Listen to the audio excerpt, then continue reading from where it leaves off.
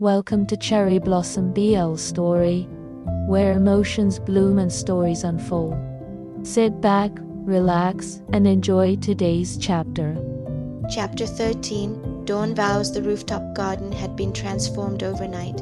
Not with extravagance, Kai had learned that excess felt hollow now, but with quiet intention. Potted white roses lined the edges, their petals soft against the pale dawn light. A simple arch of woven vines stood at one end, draped in sheer ivory fabric that caught the first blush of sunrise. No chairs, no aisle, no witnesses except the sky and the city waking far below, just them. Ilara stood barefoot on the cool stone tiles, wearing a simple white linen shirt and loose trousers, soft, unadorned, chosen because they felt like breathing. The shirt sleeves were rolled to his elbows. The faint silver scars on his forearms caught the pink, gold light like delicate threads of memory. Kai waited under the arch. He wore black tailored shirt, no tie, sleeves rolled to mid-forearm. The top button was undone. His hair was slightly tousled from the wind, and his eyes, usually so guarded, were open, unguarded, almost afraid. Rowan slept in the bassinet just inside the glass doors, monitored by the softest baby camera. They had both kissed his tiny forehead before stepping out, no efficient. No rings yet, those would come later, private, when the moment felt right, just vows. Ilara stepped forward first. The sunrise painted his face in soft rose and gold. His eyes were already shining, happy tears gathering at the lashes. Kai swallowed. Then he spoke, voice low, steady, but thick with emotion. I, Kai Valen, stand here not as the man I was, but as the man I want to be for you. He took Ilara's hands, gentle, thumbs brushing over old scars. I hurt you.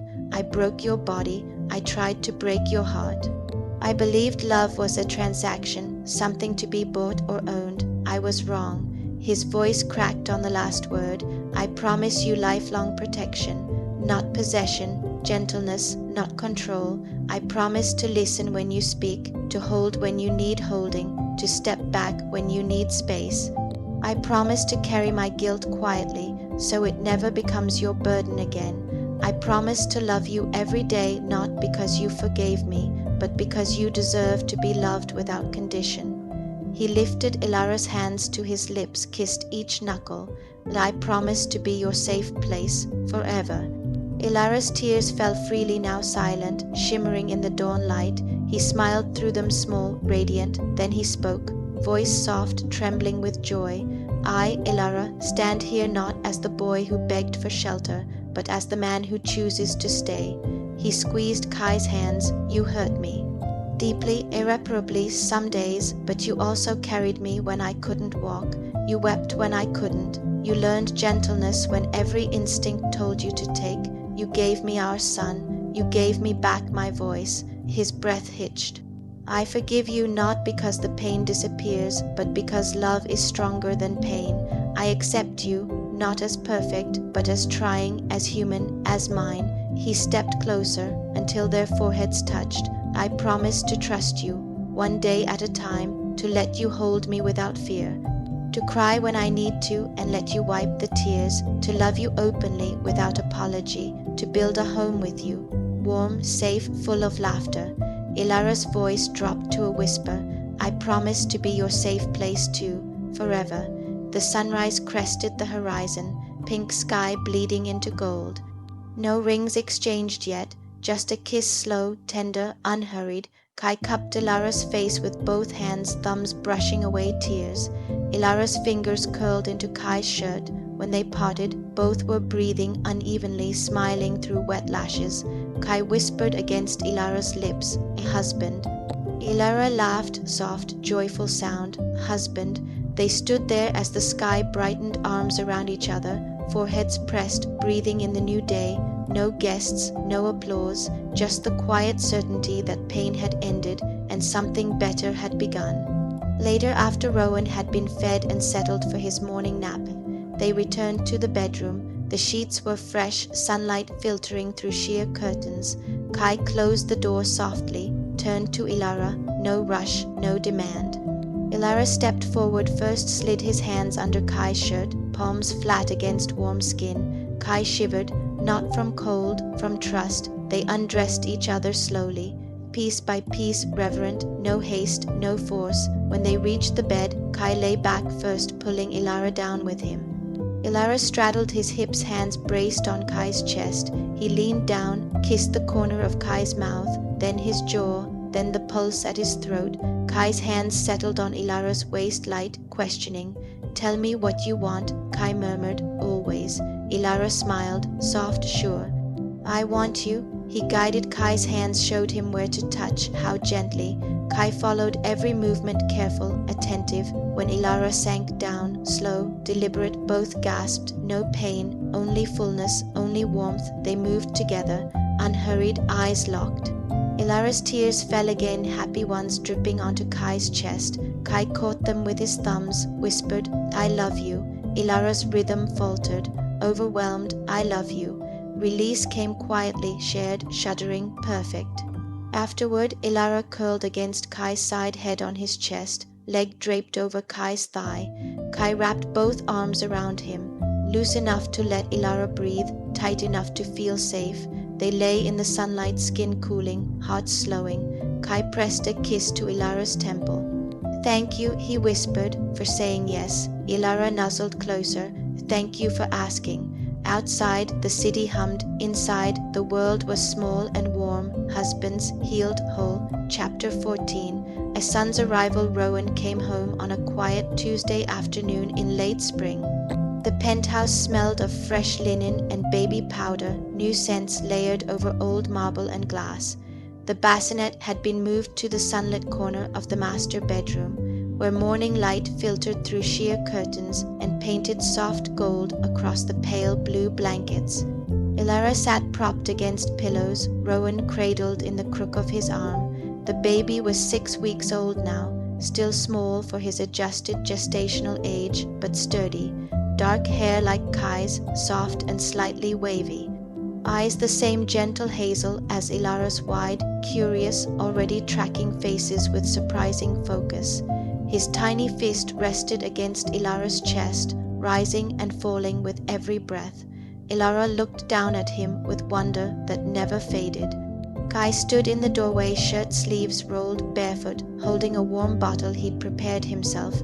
No more staff for these moments, he'd insisted. He crossed the room slowly. Ilara looked up, smiled, soft, tired, radiant. "He just woke up," Ilara said quietly, "hungry again."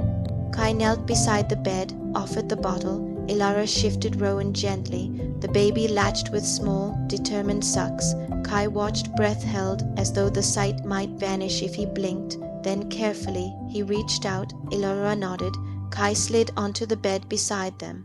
Ilara leaned into his side. Kai wrapped one arm around Ilara's shoulders, loose, protective, and with the other hand cupped Rowan's tiny head. The three of them stayed like that, connected, quiet, breathing in sync. Ilara rested his head on Kai's shoulder. "You're good at this," he murmured. Kai huffed a soft laugh, self-deprecating. "I read the books twice." Ilara's smile widened. "You cried during the chapter on first smiles." Kai didn't deny it. He kissed Ilara's temple instead. Later, after the bottle, after the burp, after the tiny contented sigh, Kai lifted Rowan to his shoulder. The baby nestled against the crook of his neck, tiny breaths warm on Kai's skin. Kai stood, walked to the window, looked out at the city, his city, once ruled with cold precision, now just background to this small, fragile life. He turned back. Ilara had slid down the pillows, eyes heavy, tired. Kai asked softly. Ilara nodded. Kai crossed back to the bed, set Rowan carefully in the bassinet, tucked the blanket around him, checked the monitor. Then he returned, slid his arms under Ilara, slow, steady, lifted him. Ilara looped arms around Kai's neck without protest. Kai carried him to the armchair by the window, settled down with Ilara in his lap. Ilara curled against his chest. Kai wrapped both arms around him, held, no words needed. Ilara's tears came quietly, happy ones, the kind that left him lighter. Kai wiped them with his thumb. Still crying, he teased gently. Ilara laughed, small, watery sound, happy crying. You carry me now, like I weigh nothing. You weigh everything, Kai murmured against his hair. They stayed like that until Rowan fussed softly. Kai rose, Ilara still in his arms, and carried him to the bassinet, set Ilara down on his feet. Together they soothed their son, Ilara humming a tuneless lullaby, Kai stroking the baby's back with one careful finger. When Rowan settled again, Kai pulled Ilara back into his arms. They sat on the edge of the bed. Kai reached for the small book on the nightstand and a worn copy of Good Night Moon Asterisk. He opened it, began to read, voice low, steady, surprisingly gentle. In the great green room, Ilara rested his head on Kai's shoulder, listened. Watched Kai's face, sharp features softened in the lamplight, eyes fixed on the page but glancing often at their son. When the book ended, Kai closed it, pressed a kiss to Rowan's forehead, then to Ilara's. Ilara turned his face up. Their lips met, slow, lingering, no heat, just love. Later, after Rowan's evening feed, after baths and pajamas and the soft click of the nightlight, Kai carried Ilara again, this time to the living room couch. They curled together under a throw blanket. City lights twinkled beyond the glass. Ilara traced the line of Kai's jaw with one finger. "You've changed," he whispered. Kai caught his hand, kissed the palm. "You changed me." Ilara's eyes shimmered. "I love this life," he said. "Our life." Kai pulled him closer. "I love you in it." They fell asleep like that, tangled, warm, safe. Laughter came in small bursts now. Rowan's first gummy smile, directed at Kai while he was trying to change a diaper, made Kai freeze, then laugh. Real, startled joy. Ilara's delighted giggle when Rowan grabbed a fistful of Kai's hair and refused to let go. Quiet evenings of bottle, feeding side by side, shoulders touching. Mornings when Kai carried Ilara to the kitchen because his legs still tired easily, then set him on the counter to watch while he made breakfast. Simple things, toast, fruit, coffee, family, not perfect, not without scars, but warm, real, joyful. The cruel man who once believed love was currency had become the devoted father who read bedtime stories with dramatic voices, the husband who carried his partner when legs grew weary, the partner who held through tears, happy or healing, and never once let go, full circle, from chains to cradles. From cruelty to care, from emptiness to this, small, laughing, complete, chapter 15, forever safe 5 years later. Sunlight spilled across the wide bed in lazy golden stripes, filtering through half-drawn curtains. The room smelled of coffee brewing downstairs, fresh laundry, and the faint sweetness of Rowan's strawberry shampoo. Rowan, now 5, all dark curls and bright hazel eyes, had climbed between his parents sometime before dawn. He lay sprawled on his back, one small hand fisted in Kai's shirt, the other tucked under Ilara's cheek. His chest rose and fell in perfect sleepy rhythm. Ilara woke first. He blinked against the light, smiled at the sight of his son's peaceful face, then lifted his gaze to Kai. Kai was already awake, had been for a while, probably watching them both with that quiet intensity he never quite lost, but the sharpness had softened over the years. The lines around his eyes were from laughter now, not only from sleepless nights and ruthless calculations. Ilara reached across Rowan. Kai caught his hand, immediately threaded their fingers together. "Morning, husband," Ilara whispered. Kai lifted Ilara's hand to his lips, pressed a slow kiss to the knuckles. "I love you," he said, voice low, steady, the same words he spoke every single morning. No matter the hour, no matter the mood, Ilara's eyes filled happy tears, the kind that came easily these days. He still cried often, but never from fear. Kai leaned over their son, careful not to wake him, and kissed Ilara properly, soft, lingering, full of everything they had rebuilt together. Rowan stirred, Daddy's hogging Papa again. Ilara laughed quiet, delighted. Kai chuckled, the sound warm and rare in the boardrooms where he still ruled like winter. "Not hogging," Kai said, ruffling Rowan's curls, sharing. Rowan sat up, rubbing his eyes. "Can we have pancakes with the chocolate chips?" Ilara nodded. "Only if you help stir."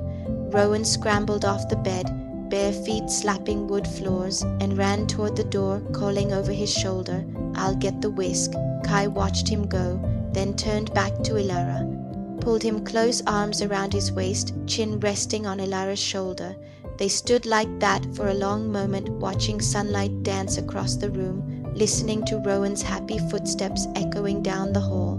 Kai's voice dropped. "I still carry it, you know." Ilara turned in his arms. With a guilt, Kai nodded once, small, honest, every day. Ilara cupped Kai's face. "You don't have to carry it alone." Kai exhaled long, slow. "I know." He kissed Ilara's forehead. "But I'll keep proving it, every day, until the day I can't anymore."